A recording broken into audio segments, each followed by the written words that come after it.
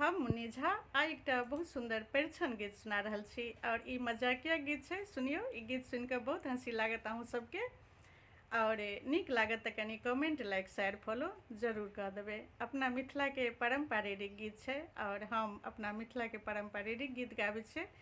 तो कनी सपोर्ट करियो सब गोटे और सुनू ई परिछन गीत। परिछनी चलू हे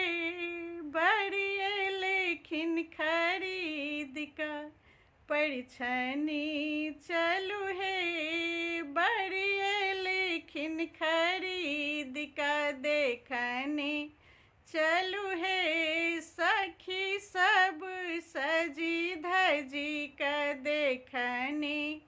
चलू हे सखी सब हिली मिली का, परिछनी चलू हे बड़िए लेखिन खरीद का। सजलिया सुंदर डलबाले सिलिया दीप है, सजलिया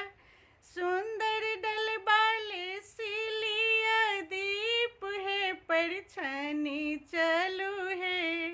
बड़िए लेखिन खरीद का, परिछनी चलू है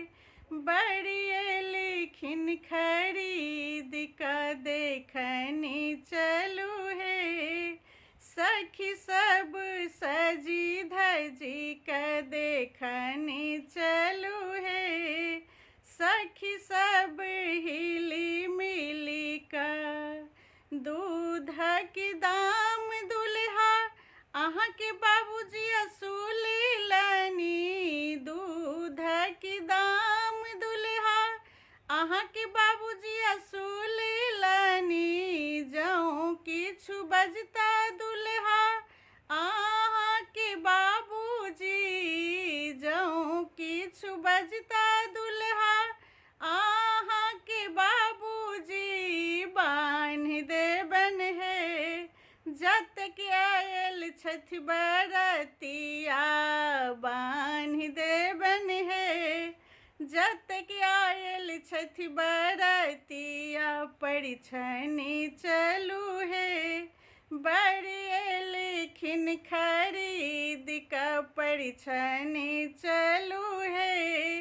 बड़िए लेखिन खरीद का, देखनी चलू है सखी सब सजी धजी का। सजलिया सुंदर डलबाले सिलिया दीप है, सजलिया